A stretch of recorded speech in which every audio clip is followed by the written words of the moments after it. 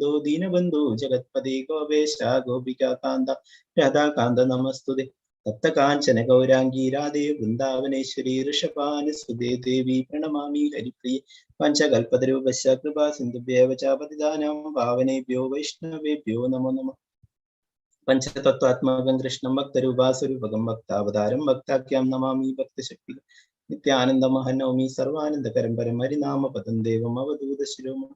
नमो महावदन्याय कृष्णप्रेमप्रदाय कृष्णाय कृष्णचैतन्यनाम्ने गुरुष्ण नमो विष्णुपदाय कृष्णपृष्ठाय भूतले श्रीमते भक्तिवेदान्तस्वामिनिधिनामिने।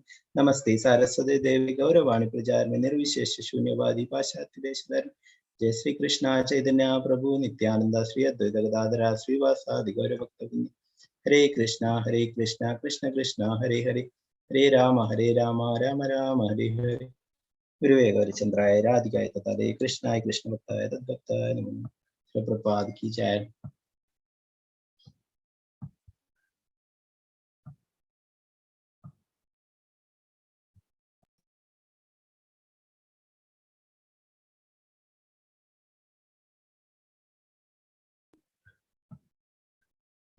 हरे कृष्ण माताजी, स्क्रीन കാണാവോ മാതാജി?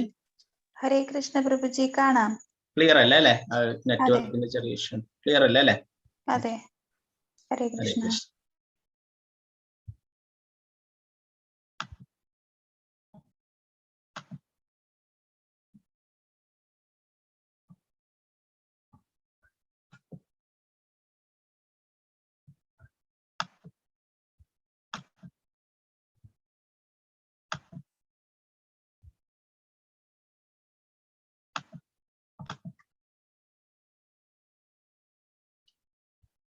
अर्जुन उवाच सन्न्यासं कर्मणां कृष्ण पुनर्योगं च शंससि यश्रेयायदयोरेगं तन्मे ब्रूहि सुनिश्चितം.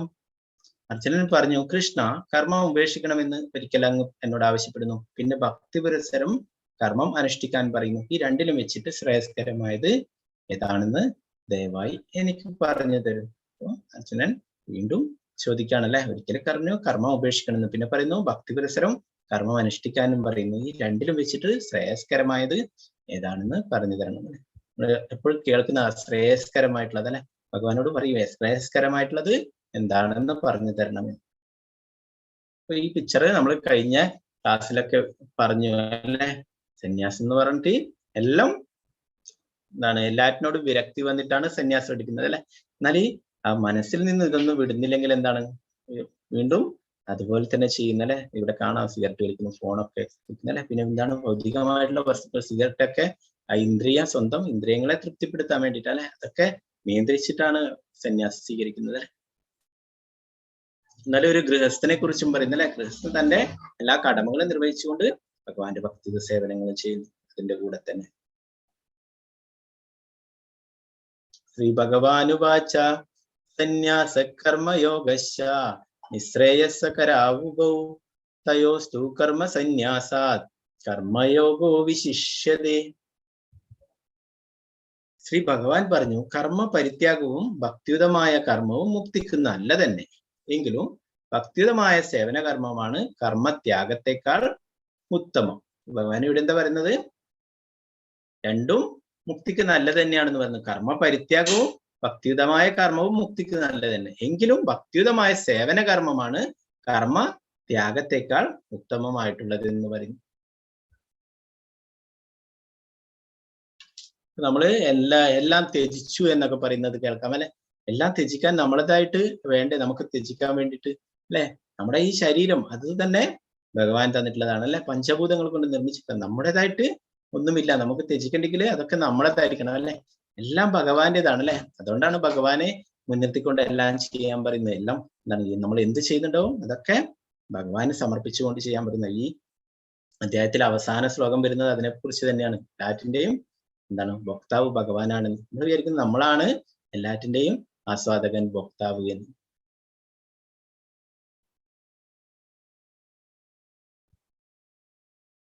എല്ലാം ഭഗവാന് സമർപ്പിച്ചുകൊണ്ട് ചെയ്യാൻ പറയുന്നത് അല്ലെ. എന്താണ്, അല്ലെങ്കിൽ അതിൻ്റെയൊക്കെ ഫലങ്ങൾ നമ്മൾ അനുഭവിക്കേണ്ടി വരും. നമ്മൾ പുണ്യകർമ്മങ്ങളൊക്കെ ചെയ്യുകയാണെങ്കിൽ അതിന്റെ നല്ല ഫലങ്ങൾ നമുക്ക് ലഭിക്കും. കുറെ പുണ്യങ്ങൾ ചെയ്താൽ അതിന് നല്ല കുറെ ഫലങ്ങൾ ലഭിക്കും. അത് ആസ്വദിക്കാനായിട്ട് നമ്മൾ വീണ്ടും എന്താണ് പുനർജനിച്ചു കൊണ്ടേയിരിക്കേണ്ടി വരും. നമ്മൾ അതൊക്കെ ആസ്വദിക്കാൻ നമുക്ക് സ്വർഗലോകങ്ങളിലൊക്കെ പോയിട്ട് അതിന്റെ എന്താണ് ആ ഗുണങ്ങൾ നമുക്ക് ആസ്വദിക്കാം. എന്താണ് അത് കഴിഞ്ഞാലോ ആ പുണ്യം ക്ഷയിച്ചാല് നമ്മൾ വീണ്ടും ഭൂമിയിൽ തന്നെ വന്ന് വീണ്ടും പുനർജനിക്കുന്നു. ക്ഷീണേ പുണ്യേ മർത്യലോകം വിശൻ. നമ്മള് കുറെ പുണ്യങ്ങൾ ചെയ്ത് കഴിഞ്ഞാല് നമുക്ക് സ്വർഗലോകത്തോളം പോവാം, ബ്രഹ്മലോകത്തോളം പോവാം. നമ്മുടെ പുണ്യം ക്ഷയിക്കുമ്പോൾ നമ്മൾ വീണ്ടും ഈ ഭൗതിക ലോകത്തിൽ തന്നെ വന്ന് പിറക്കുന്നു. പിന്നെയോ പാപകർമ്മങ്ങൾ ചെയ്ത് കഴിഞ്ഞാല് എന്താണ് മോശം കർമ്മങ്ങളൊക്കെ ചെയ്ത് കഴിഞ്ഞാൽ അതിന്റെ ഫലങ്ങൾ അനുഭവിക്കേണ്ടി വരും അല്ലെ. അതിന് നരകലോകങ്ങളിലൊക്കെ പോവേണ്ടി വരും. അപ്പൊ പുണ്യം ചെയ്താലും ഫലമുണ്ട്, എന്താണ് പാപം ചെയ്താലും അതിനും ഫലമുണ്ട് അല്ലെ. അപ്പോ എന്താണ് നമ്മള് കർമ്മം ചെയ്യുന്നത് ഭഗവാനെ സമർപ്പിച്ചുകൊണ്ട് ചെയ്യാൻ വേണ്ടിയിട്ട് അതാ പറഞ്ഞത്. എന്ത് തന്നെ ഭഗവാൻ പറയുന്നു, തപസ്യകൗന്ദയതത്പുരുഷമതർപ്പണം. 9-ാം അധ്യായത്തിൽ ഭഗവാൻ പറയുന്നുണ്ട്, കാരണം നീ എന്ത് തപശ്ശരികൾ അനുഷ്ഠിക്കുന്നുവോ, എന്ത് യജ്ഞങ്ങൾ നടത്തുമോ, എന്ത് ദാനങ്ങൾ ചെയ്യുന്നുവോ, എന്ത് ഭക്ഷിക്കുന്നുവോ, എന്ത് നിവേദിക്കുന്നുവോ എല്ലാം എനിക്കായി സമർപ്പിച്ചുകൊണ്ട് ചെയ്യാൻ വേണ്ടിയിട്ട് ഭഗവാൻ പറയുന്നു. അപ്പൊ അങ്ങനെയാകുമ്പോൾ അതിൽ നിന്നും കർമ്മഫലങ്ങള് അനുഭവിക്കേണ്ടി വരില്ല. പുരാണങ്ങളിൽ നിന്ന് ഒരു രാജാവിന്റെ കഥ പറയുന്നു. രാജാവ് നൃഗ എന്ന പേരിലുള്ള രാജാവ് ഉണ്ടായിരുന്നു. അദ്ദേഹം കുറെ ദാനങ്ങളൊക്കെ ചെയ്തിരുന്നു. അപ്പൊ അങ്ങനെ ഒരു ദിവസം അദ്ദേഹം പശുവിനെ ഒക്കെ ദാനം ചെയ്യുകയായിരുന്നു ബ്രാഹ്മണർക്കൊക്കെ. അങ്ങനെ ഒരു പശുവിനെ ദാനം ചെയ്യുകയുണ്ടായ ഒരു ബ്രാഹ്മണൻ. അദ്ദേഹം അതിനെ കൊണ്ടുപോയി തന്റെ വീട്ടില് അവിടെ തൊഴുത്തിൽ കെട്ടി. എന്നാല് ആ പശു അവിടുന്ന് ഇളകി വരികയുണ്ടായി. അവിടുന്ന് കഴിച്ചു വന്നിട്ട് വീണ്ടും ആ രാജാവിന്റെ ഗോശാലയിൽ തന്നെ പോയി നിൽക്കുകയുണ്ടായി. രാജാവിന് മനസ്സിലായില്ല ഇത് ദാനം കൊടുത്ത പശുവാണ് വീണ്ടും തിരിച്ചു വന്നിട്ടുള്ളതെന്ന്.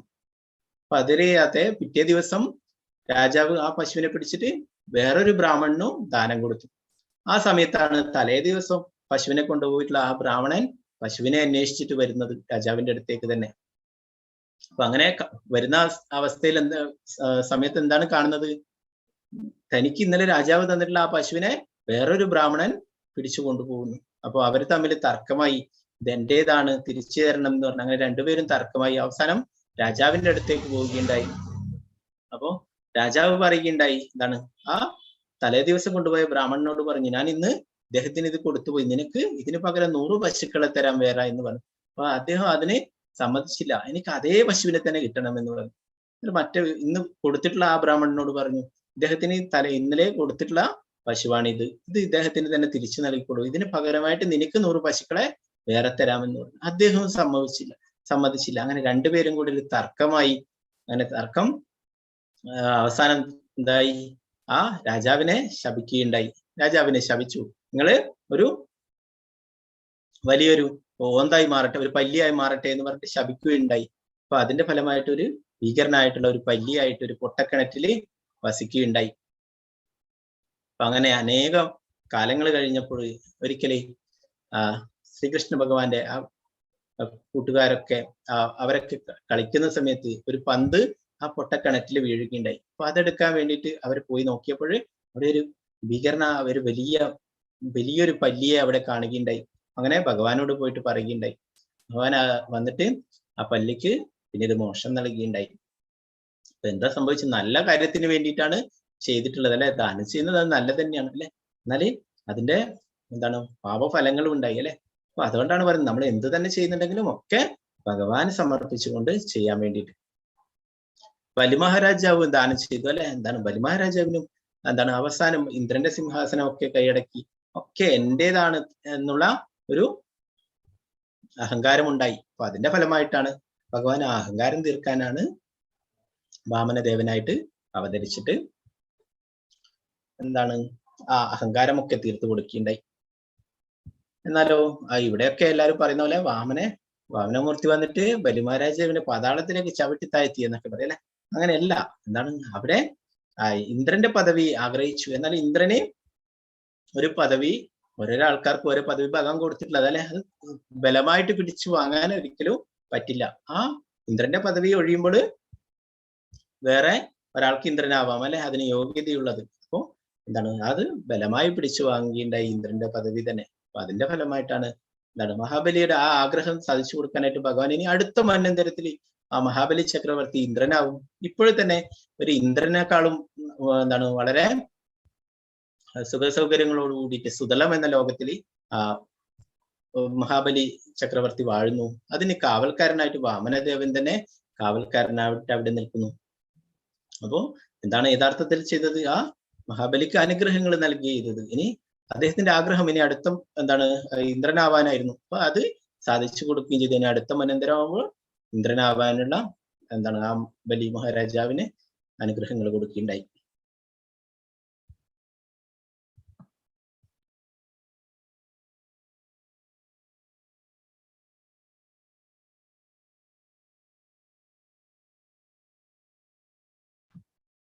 നേയസാനിത്യ സന്യാസി യോനാ കാംക്ഷതി നിർദ്ദന്തോ ഹി മഹാബാഹോ സുഖം ബന്ധാത് പ്രമുച്യതേ. കർമ്മഫലങ്ങൾ ആഗ്രഹിക്കുകയോ വെറുക്കുകയോ ചെയ്യാത്ത ആളാണ് നിത്യസന്യാസി. മഹാബാഹുവായ അർജുന, അയാൾ ദന്തങ്ങളിൽ നിന്ന് ഒഴിഞ്ഞ് എളുപ്പത്തിൽ ഭൗതിക ബന്ധനത്തിൽ നിന്ന് മുക്തനാകുന്നതോടൊപ്പം മോക്ഷമടയുകയും ചെയ്യുന്നു. അപ്പൊ കർമ്മഫലങ്ങളെ ആഗ്രഹിക്കുകയും വേണ്ട, വെറുക്കുകയോ ചെയ്യാത്ത ആളാണെന്ന് നിത്യസന്യാസി എന്ന് പറയുന്നു. അങ്ങനെയുള്ള ആളെന്താണ് എളുപ്പത്തിൽ ഭൗതിക ബന്ധനത്തിൽ നിന്നൊക്കെ മുക്തനാവുന്നതോടൊപ്പം മോക്ഷം അടയുകയും ചെയ്യുന്നു എന്ന് പറയുന്നു.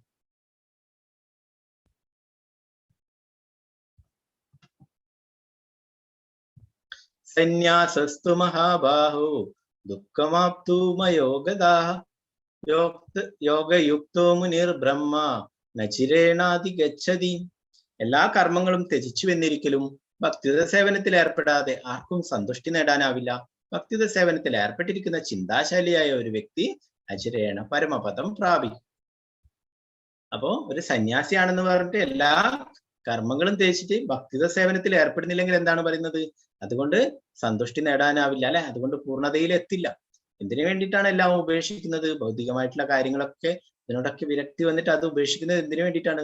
എപ്പോഴും ഭഗവാന്റെ സേവനത്തിൽ ഏർപ്പെടാൻ വേണ്ടിയിട്ടാണ് ഇങ്ങനെ ചെയ്യുന്നത്, അല്ലെ? അപ്പൊ എല്ലാം ഉപേക്ഷിച്ചിട്ട് ആ എന്തിനു വേണ്ടിയിട്ടാണ് ഉപേക്ഷിച്ചിട്ടുള്ളത്? അത് ചെയ്യുന്നില്ലെങ്കിലോ, ഭക്തിത ഭഗവത് സേവനം ചെയ്യുന്നില്ലെങ്കിൽ ഒരിക്കലും സന്തുഷ്ടി ഉണ്ടാവില്ല, പൂർണ്ണതയിൽ എത്തില്ല എന്ന്, അല്ലെ? പിന്നെ ഭക്തിത സേവനത്തിൽ ഏർപ്പെട്ടിരിക്കുന്ന ചിന്താശാലിയായ ഒരു വ്യക്തി അചിരേണ പരമപദം പ്രാപിക്കുമെന്ന് പറയുന്നു.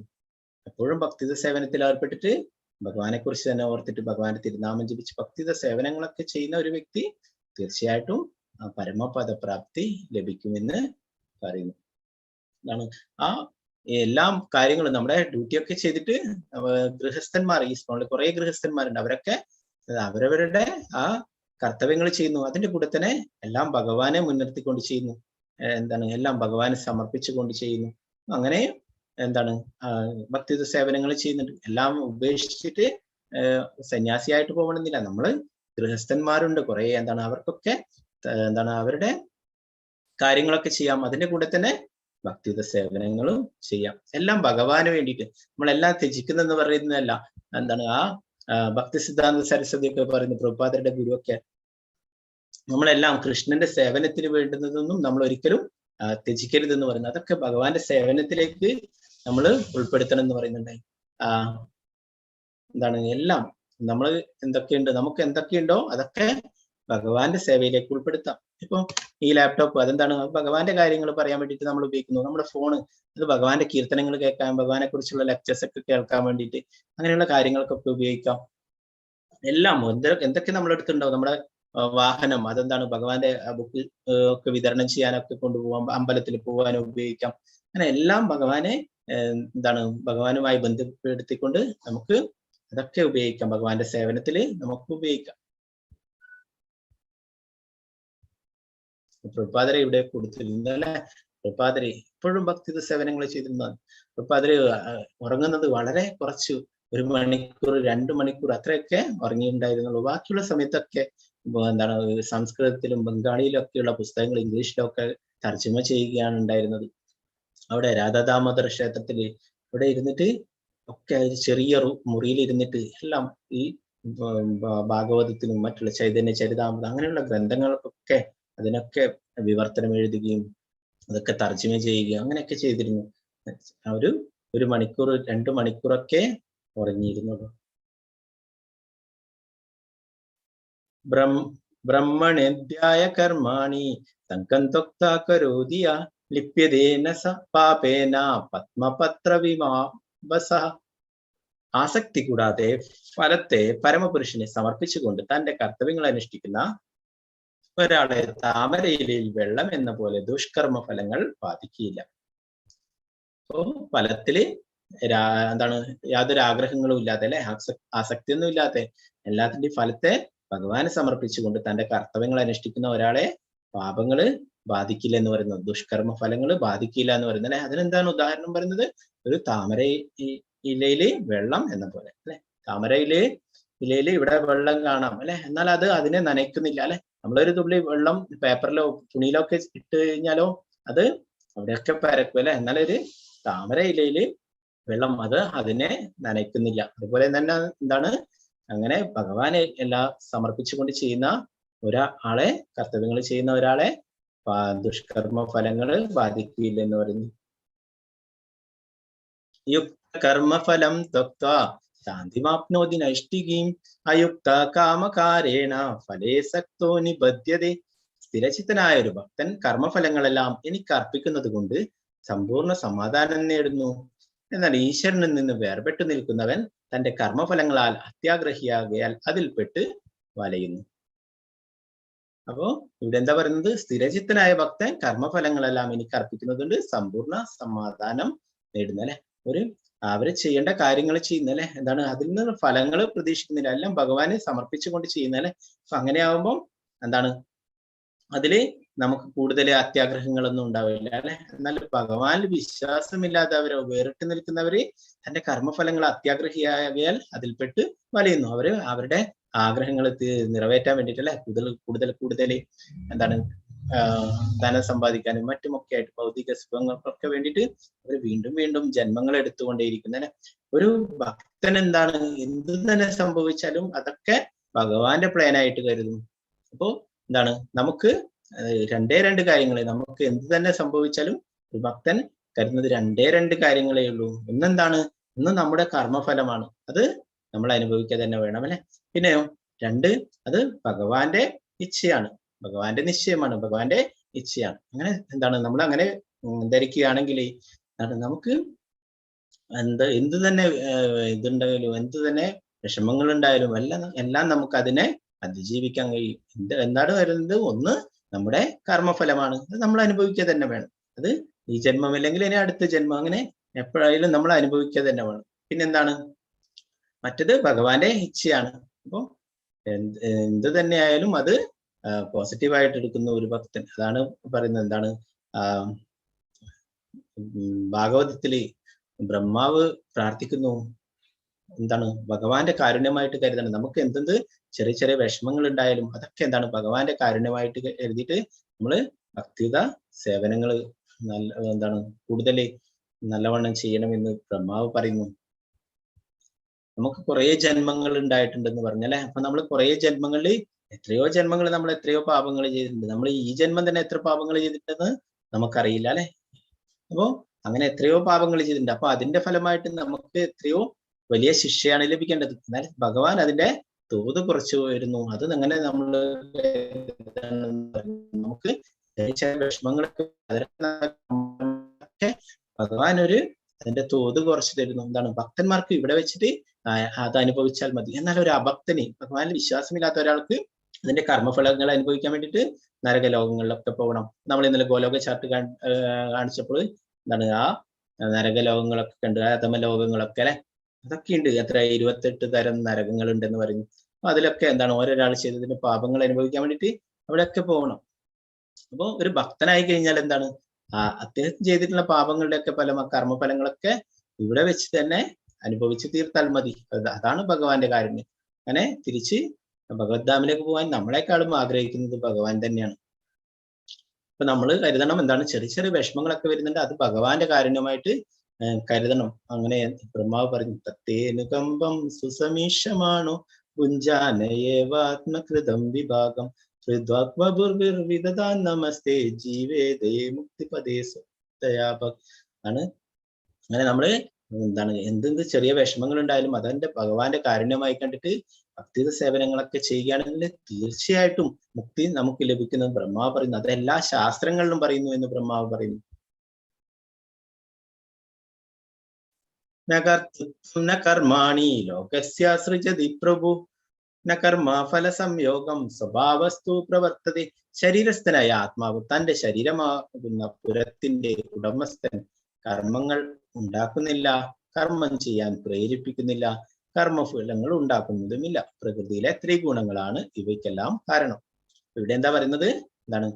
ശരീരസ്ഥനായ ആത്മാവ് തന്റെ ശരീരമാകുന്ന പുരത്തിന്റെ ഉടമസ്ഥൻ കർമ്മങ്ങളൊന്നും എന്താണ് ഉണ്ടാക്കുന്നില്ല, കർമ്മങ്ങൾ ചെയ്യാൻ പ്രേരിപ്പിക്കുന്നില്ല, കർമ്മഫലങ്ങൾ ഉണ്ടാക്കുന്നുമില്ല. എന്താണ് അപ്പോ ഇതൊക്കെ ചെയ്യിക്കുന്നത്? ഭൗതിക പ്രകൃതിയിലെ ത്രിഗുണങ്ങളാണ് ഇവയ്ക്കൊക്കെ കാരണം. ഭൗതിക പ്രകൃതിയിലെ ത്രിഗുണങ്ങൾ എന്ന് പറയുന്നത് സത്വഗുണം, രജോ ഗുണം, തമോ ഗുണം, ഇങ്ങനെ 3 ഗുണങ്ങളുണ്ട്. ഇത് നമ്മളെ സ്വാധീനിക്കുന്നത്. അതിനനുസരിച്ചിട്ടാണ് നമ്മൾ പ്രവർത്തിക്കുന്നത്. അപ്പൊ ഇവിടെ കാണാം എന്താണ്? ഒരു നൂലിന്മേല് പാവകളെയൊക്കെ ചലിപ്പിക്കുന്നത് അല്ലെ. പാവ കളിക്കുന്നവർ എന്താണ് കളിപ്പിക്കുന്നവർ എന്താ ചെയ്യുന്നത്? ആ പാവകളെ ഒരു നൂലിന്റെ മേലിലാണ് നിയന്ത്രിക്കുന്നത് അല്ലെ. ആ നൂല് ചലിപ്പിക്കുന്നത് അനുസരിച്ചിട്ട് പാവകൾ ചലിക്കുന്നു അല്ലെ. അപ്പൊ അതുപോലെ തന്നെ എന്താണ് ഈ 3 ഗുണങ്ങള്, സത്വഗുണം, രജോ ഗുണം, തമോ ഗുണം എന്നിങ്ങനെയുള്ള ഈ 3 ഗുണങ്ങളാണ് നമ്മളെ സ്വാധീനിക്കുന്നത്. അതിനനുസരിച്ചിട്ട് ഏത് ഗുണങ്ങളാണോ നമ്മളെ സ്വാധീനിക്കുന്നത് അതിനനുസരിച്ചിട്ട് നമ്മൾ പ്രവർത്തിക്കുന്നു. അപ്പൊ ഈ 3 ഗുണങ്ങൾക്കും ഉപരിയായിട്ടാണ് ഭഗവാൻ. ഭഗവാനെ ഈ ഗുണങ്ങളൊന്നും ബാധിക്കുന്നില്ല.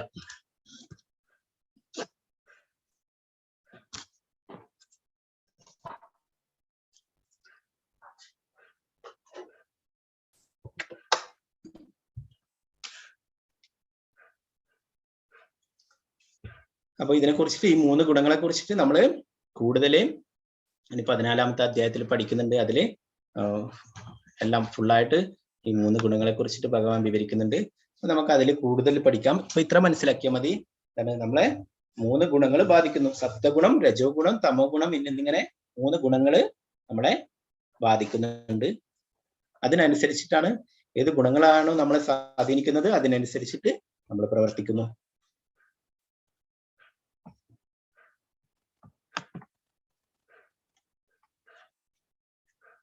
തദ്ബുദ്ധയസ്തദാത്മാനസ്തന്നിഷ്ടാസ്തത്പരായണ ഗച്ഛന്ത്യാ പുനരാവർത്തിം ജ്ഞാനനിർതുത കൽമഷ. ബുദ്ധിയും മനസ്സും വിശ്വാസവും ആശ്രയമെല്ലാം പരമ്പൊരുളിൽ കൃഷ്ണനിൽ ഉറപ്പിച്ചു നിർത്തുമ്പോൾ പരിപൂർണ ജ്ഞാനത്താൽ സംശയങ്ങൾ ഒഴിഞ്ഞ് മുക്തിമാർഗത്തിൽ മുന്നേറുന്നു. നമ്മുടെ ബുദ്ധിയും മനസ്സും വിശ്വാസവും ആശ്രയവുമെല്ലാം ഭഗവാനില് ഉറപ്പിച്ചു നിർത്തുമ്പോൾ പരിപൂർണ ജ്ഞാനത്താൽ നമ്മുടെ സംശയങ്ങളൊക്കെ ഒഴിഞ്ഞിട്ട് മുക്തിമാർഗത്തിൽ മുന്നേറുന്നു എന്ന് പറയുന്നു. നമ്മൾ ഇന്നലെ പഠിച്ചു അല്ലെ, ഭക്തിയിലും മുന്നേറുന്നതിന്റെ 9 സ്റ്റേജ്. അതിൽ 1-ാമത്തെ സ്റ്റേജ് എന്താണ്? ശ്രദ്ധ, വിശ്വാസം അല്ലെ. ഭഗവാനിൽ പൂർണ്ണ വിശ്വാസം, ശാസ്ത്രങ്ങളിൽ പൂർണ്ണ വിശ്വാസം ഉണ്ടായിരിക്കണം.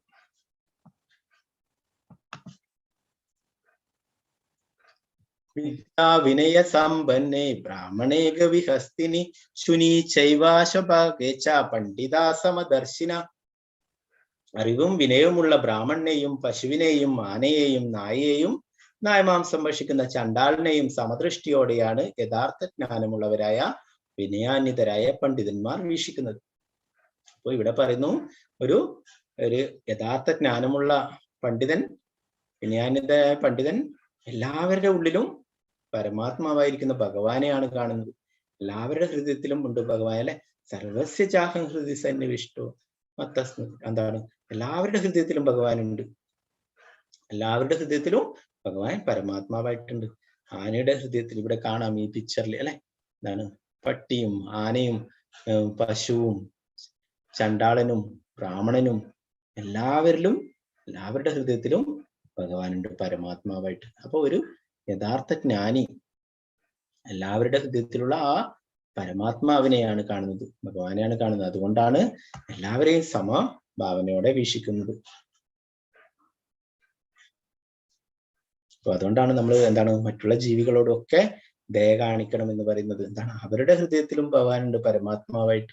നമ്മുടെ മനുഷ്യരിൽ മാത്രമല്ല അല്ലെ, ചെടികളിലുമുണ്ട്, എല്ലാ വൃക്ഷങ്ങളിലും ഒക്കെ ഉണ്ട് ആത്മാവ് അല്ലെ. അല്ലെങ്കിൽ അതെന്താണ്? അത് പുഷ്പിക്കുന്നു, കായ്ക്കുന്നു, വളരുന്നു. അപ്പോൾ അതിനും ജീവനുണ്ട് അല്ലെ. അപ്പൊ എല്ലാറ്റിലും എന്താണ് ആ ഭഗവാനുണ്ട്.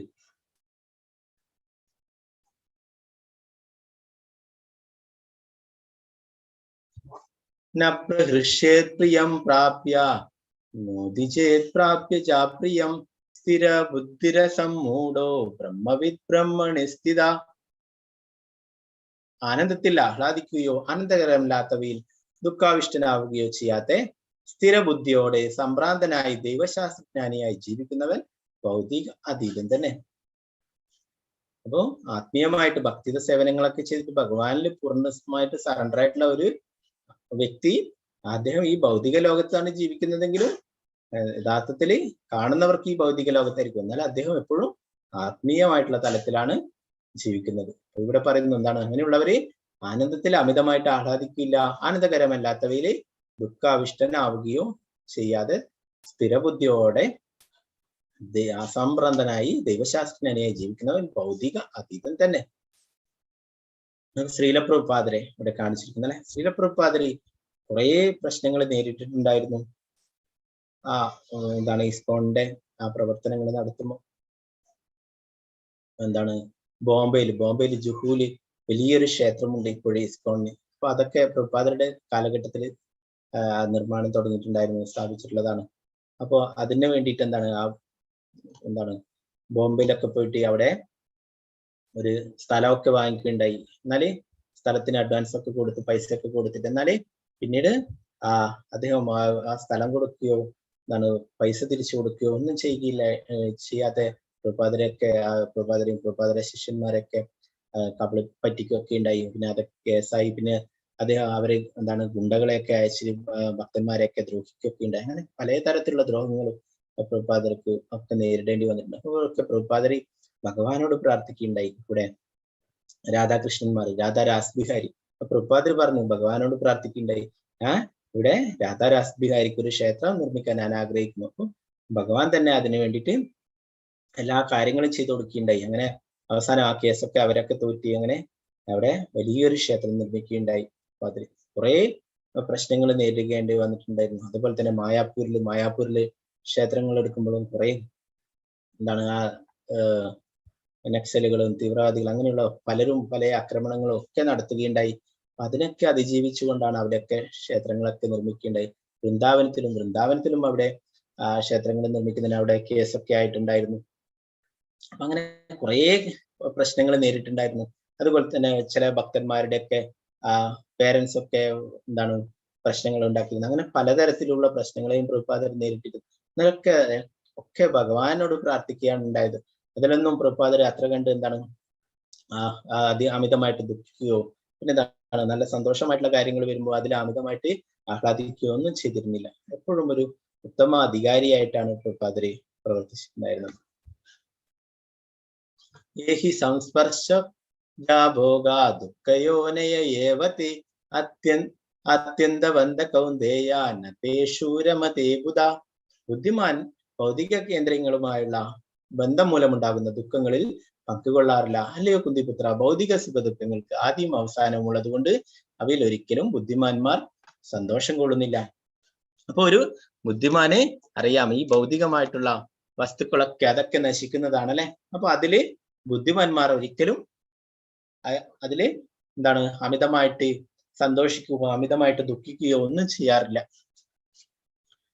അപ്പൊ ഇവിടെ പറയുന്നു അതിനൊക്കെ ഭൗതികമായിട്ടുള്ള സുഖങ്ങൾക്കൊക്കെ ആദ്യം അവസാനം ഉള്ളത് കൊണ്ട് അവയിൽ ഒരിക്കലും ബുദ്ധിമാന്മാർ സന്തോഷിക്കുന്നില്ല. നമുക്ക് ഈ ഭൗതിക ലോകത്തില് പല കാര്യങ്ങളും നേടുമ്പോഴും നമുക്ക് സന്തോഷമുണ്ടാവും അല്ലെ. പല ഓരോരോ കാര്യങ്ങൾ നമ്മൾ നോക്കിയാൽ നമുക്ക് എന്തെങ്കിലും പുതിയ ഒരു വസ്തു ഒന്നെങ്കിലും പുതിയൊരു കാറ് വാങ്ങിച്ചു, അല്ലെ പുതിയൊരു ഫോൺ വാങ്ങിച്ചു, അപ്പോഴൊക്കെ നമുക്ക് വളരെ സന്തോഷമായിരിക്കും അല്ലെ. എന്നാ പിന്നീട് കുറച്ച് കഴിയുമ്പോൾ നമ്മൾ ഫോണാ വാങ്ങിച്ചില്ല, അത് വീണ് നമ്മളെ ഡാമേജ് ഒക്കെ ആയിക്കഴിഞ്ഞാല് നമുക്ക് സങ്കടം ഉണ്ടാവും അല്ലെ. പിന്നെ നമ്മൾ ഒരു കാറ് വാങ്ങിച്ച് അതിനെന്തെങ്കിലും കേടുപാടുകൾ പറ്റും അല്ലെ, നമ്മളെക്കാളും വേറെ അടുത്തുള്ള ആള് അതിനേക്കാളും വലിയൊരു കാറൊക്കെ വാങ്ങിച്ച് അതിനും വില കൂടിയ കാറൊക്കെ വാങ്ങിച്ചു കഴിഞ്ഞാല് നമ്മുടെ ആ സന്തോഷം ഇല്ലാതാവും അല്ലെ, കുറയും. അപ്പൊ അതുകൊണ്ട് ഭൗതിക ലോകത്തിൽ ഉള്ളതിനൊക്കെ ഒരു ആദ്യവും അവസാനവും ഉണ്ട്. അപ്പൊ അതുകൊണ്ട് ഒരു ബുദ്ധിമാന്മാർ അങ്ങനെയുള്ളവരൊന്നും ഒരിക്കലും സന്തോഷം കൊള്ളാറില്ല.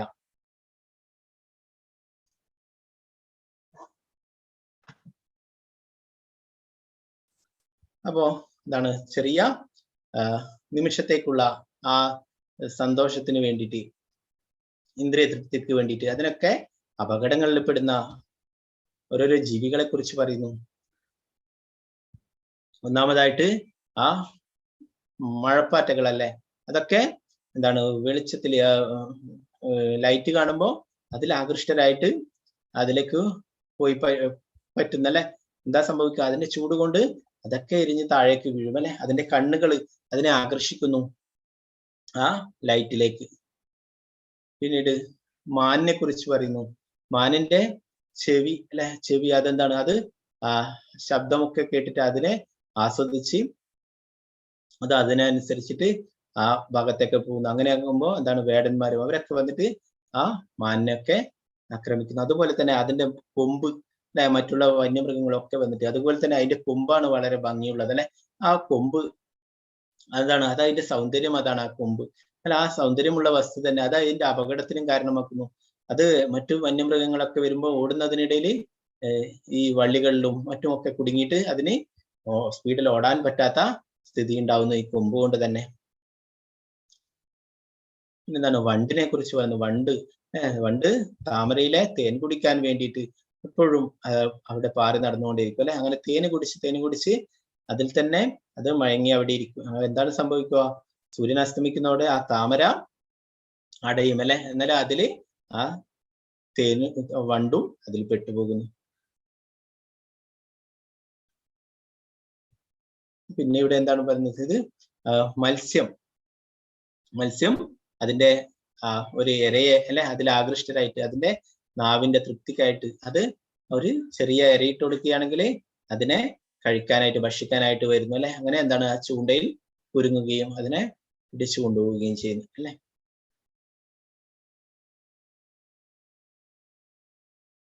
പിന്നെ എന്താണ്, ആനകളെ അല്ലെ, കാട്ടിലുള്ള ആനകളെയൊക്കെ പിടിക്കാൻ എന്താ ചെയ്യാ, ഒരു പെണ്ണാനയെ അയക്കും അല്ലെ. അത് അതിൽ ആകൃഷ്ടരായിട്ട് അത് അതിന്റെ പിന്നാലെ വരികളും അങ്ങനെ എന്താണ്, അവിടെ ഒരു കുഴി കുഴിച്ചിട്ട് അതിനെ ചാടിക്കുകയും ചെയ്യുന്നല്ലേ. അങ്ങനെ പിടിച്ചു കൊണ്ടുപോകുന്നു. അപ്പോൾ ഇതൊക്കെ നമ്മുടെ ഇന്ദ്രിയങ്ങൾ അല്ലെ, ഓരോരോ ഇന്ദ്രിയങ്ങൾ ഇതില് നമ്മൾ ആകൃഷ്ടരായിട്ട് ഓരോരോ അപകടങ്ങളിൽ പെടുന്ന ഓരോ ജീവികളെ കുറിച്ചിട്ട് പറയുന്നു. കണ്ണ് എന്താണ്, ആ പാറ്റ, മഴപ്പാറ്റകള്, പിന്നെ മാൻ്റെത് ചെവി, പിന്നെ അതിന്റെ മണം പിടിച്ച് തേനീച്ച, അത് വണ്ട് അതിന് ആ മണം കൊണ്ട് അതിന്റെ മൂക്ക് കൊണ്ട് ആകൃഷ്ടരായിട്ട് അല്ലെ.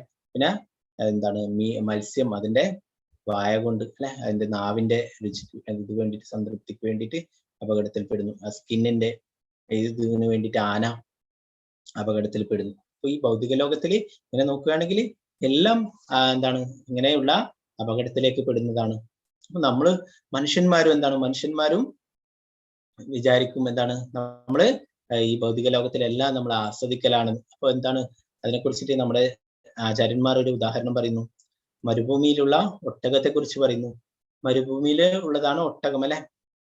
ഒട്ടകം അപ്പോഴെന്താണ്, അവിടെ മരുഭൂമിയിൽ എന്താ ഉണ്ടാവുക, കള്ളിച്ചെടികൾ അല്ലെ, കള്ളിച്ചെടികൾ ഉണ്ടാവും. ആ കള്ളിച്ചെടിയിൽ നിറയെ മുള്ളുകളാണ് അല്ലെ. ഒട്ടകം പോയിട്ട് ആ കള്ളിച്ചെടി കഴിക്കും.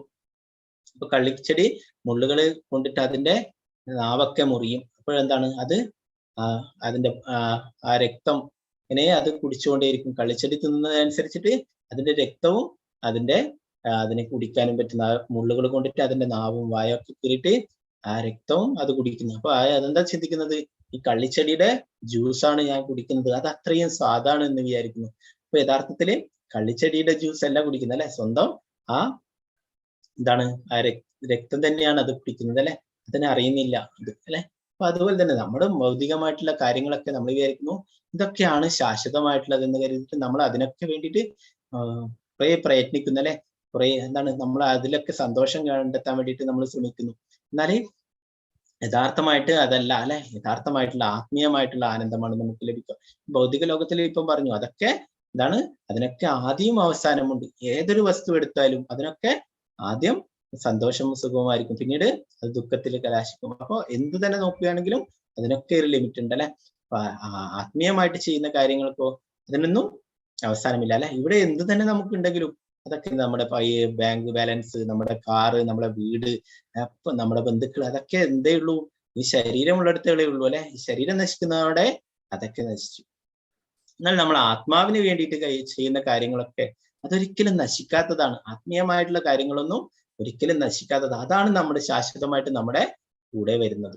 അപ്പോൾ യഥാർത്ഥ ബുദ്ധിമാന്മാർ എന്താണ്? ആത്മീയമായ കാര്യങ്ങൾക്ക് വേണ്ടിയിട്ട് തന്റെ സമയമൊക്കെ കൂടുതലും മാറ്റിവെക്കുന്നത് അല്ലെ.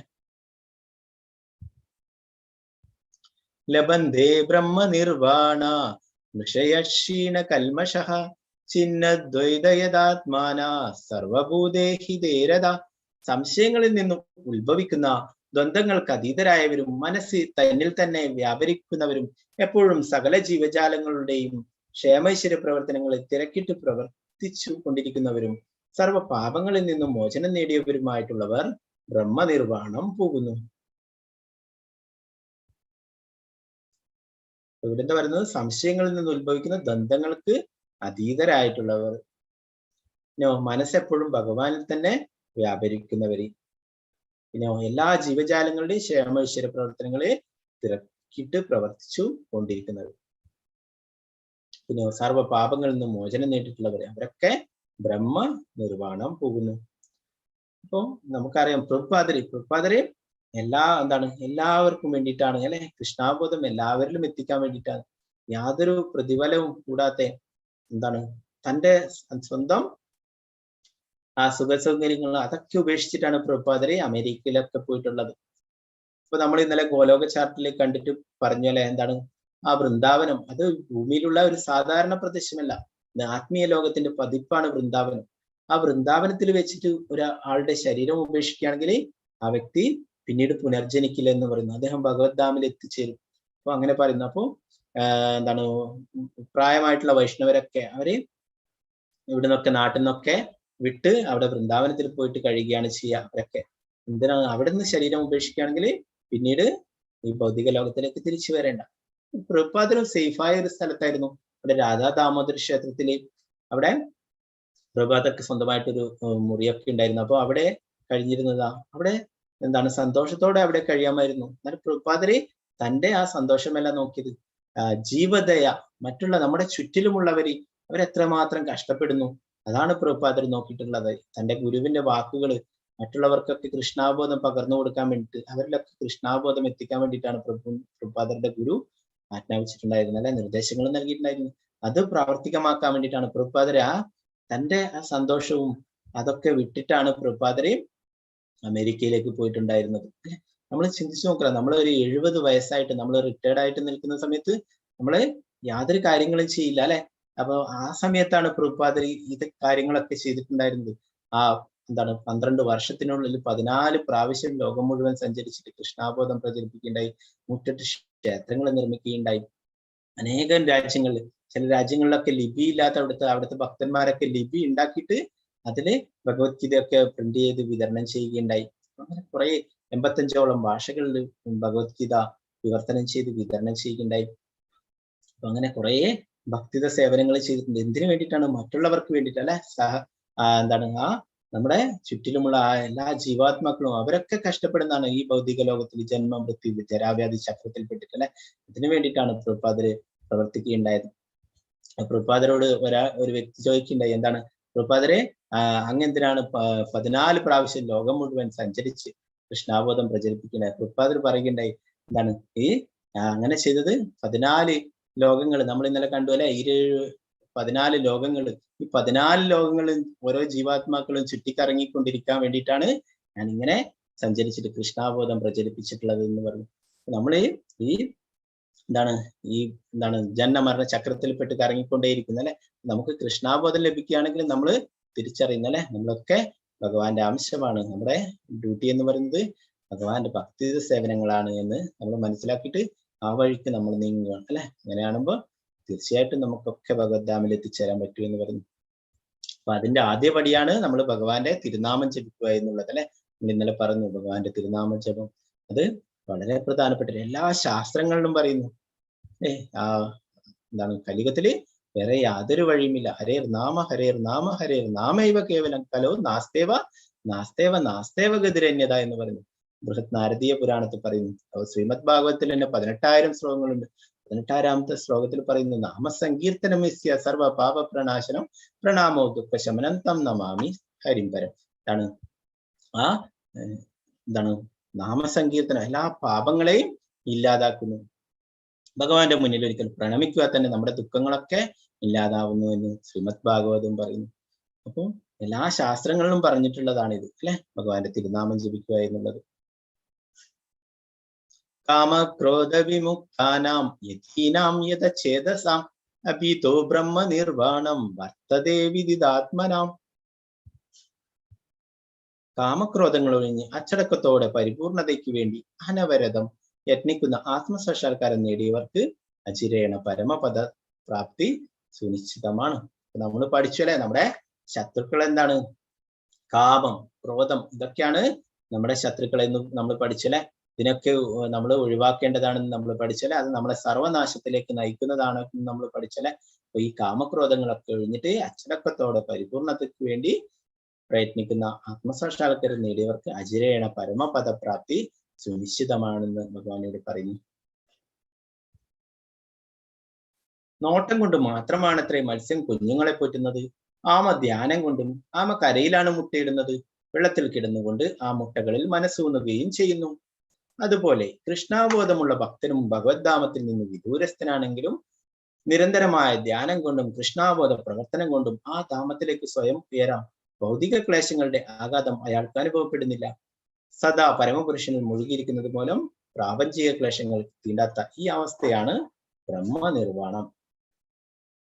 ഇവിടെ ഉദാഹരണങ്ങൾ പറയുന്നു. മത്സ്യം നോട്ടം കൊണ്ടാണ് അതിന്റെ കുഞ്ഞുങ്ങളെ പോറ്റുന്നത്. ആമയോ, ആമ കരയിൽ മുട്ടയിട്ടിട്ട് അത് വെള്ളത്തിൽ പോയി കിടന്നിട്ട് അത് ആ മുട്ടകളിൽ മനസ്സ് പോലെ. അപ്പൊ അതുപോലെ തന്നെ എന്താണ് നമ്മൾ ചിന്തിക്കും, എന്താണ് നമ്മൾ ഭഗവാനിൽ നിന്നും കുറെ അകലെയാണെന്ന് ചിന്തിക്കും അല്ലെ.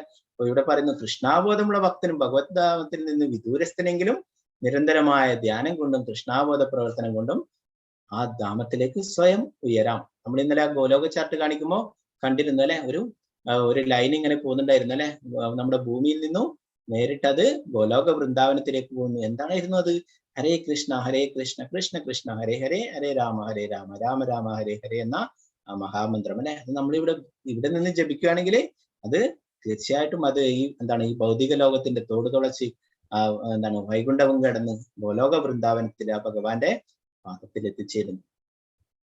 അപ്പോ നമ്മൾ വേറിട്ടിട്ടല്ല ഉള്ളത് അല്ലെ. ഭഗവാനുമായിട്ട് ഭഗവാന്റെ തിരുനാമം ജപിക്കുമ്പോൾ നമ്മൾ ഭഗവാനുമായിട്ട് തന്നെ അസോസിയേറ്റ് ചെയ്യുന്നു. കലികാലെ നാമരൂപേ കൃഷ്ണ അവതാരം എന്ന് പറയുന്നത് കലികത്തില് ഭഗവാൻ നാമത്തിന്റെ രൂപത്തിലാണ് അവതരിച്ചിട്ടുള്ളത്. അപ്പോ പിന്നെന്താണ്? നമ്മുടെ ഹൃദയത്തിൽ തന്നെ ഉണ്ട് ഭഗവാൻ, പരമാത്മാവായിട്ടുണ്ട് അല്ലെ. വേറെ എവിടെയെങ്കിലും ദൂരെയാണോ? അല്ല. നമ്മുടെ എന്തൊക്കെ ചെയ്യുന്നുണ്ടോ ഒക്കെ ആര് കാണുന്നുണ്ട്? നമ്മുടെ ഹൃദയത്തിൽ എല്ലാറ്റിനും സാക്ഷിയായിട്ട് പരമാത്മാവായിട്ട് അവിടെ ഭഗവാൻ ഇരിക്കുന്നുണ്ട് അല്ലെ. അപ്പൊ നമ്മള് നമ്മളെ എന്തിനോടൊക്കെയാണ് നമുക്ക് താല്പര്യം എന്ന് നമ്മൾ ഭഗവാൻ നോക്കൂലെ. നമ്മൾ ആത്മാർത്ഥമായിട്ട് ഭക്തി സേവനങ്ങൾ ചെയ്യുന്നുണ്ടെങ്കിൽ തീർച്ചയായിട്ടും നമ്മളെ ഭഗവാൻ സഹായിക്കും. ഭഗവാൻ തന്നെ നമ്മുടെ ഹൃദയത്തിലുള്ള അജ്ഞാനത്തെയൊക്കെ മാറ്റിയിട്ട് ഭഗവാന്റെ ആ കാര്യങ്ങളെ കുറിച്ച് നമുക്ക് അറിയാനുള്ള അനുഗ്രഹങ്ങൾ ഭഗവാൻ തന്നെ തരും. അപ്പൊ നമ്മള് എങ്ങനെയാണോ ഭഗവാനെ സമീപിക്കുന്നത് അതിനനുസരിച്ചിട്ട് ഭഗവാൻ നമ്മളോട് പ്രതികരിക്കുന്ന അല്ലെ, പ്രതിഫലം തരും. നമ്മൾ ഇന്നലെ പഠിച്ചു, യഥാമാം പ്രപത്തിന്റെ സ്ഥാനത്തദൈവ ഭജാമ്യഹം. അപ്പൊ നമ്മൾ തീർച്ചയായിട്ടും നമ്മൾ പരിശ്രമിക്കുകയാണെങ്കിൽ, നമ്മൾ ഭക്തിയിൽ ഉയരണം, നമ്മൾ ആത്മാർത്ഥമായിട്ട് ആഗ്രഹിക്കുകയാണെങ്കിൽ തീർച്ചയായിട്ടും ഭഗവാൻ തന്നെ നമ്മളെ സഹായിക്കും. നമ്മുടെയൊക്കെ ഹൃദയത്തിലുണ്ട് ചൈത്യഗുരുവായിട്ട് ഭഗവാൻ തന്നെ ഉണ്ട്. നമ്മുടെ എല്ലാവരുടെ ഹൃദയത്തിലും ചൈത്യഗുരുവായിട്ട് ഭഗവാൻ തന്നെ ഉണ്ട്. ആ ഭഗവാൻ തന്നെ നമ്മളെ സഹായിക്കും.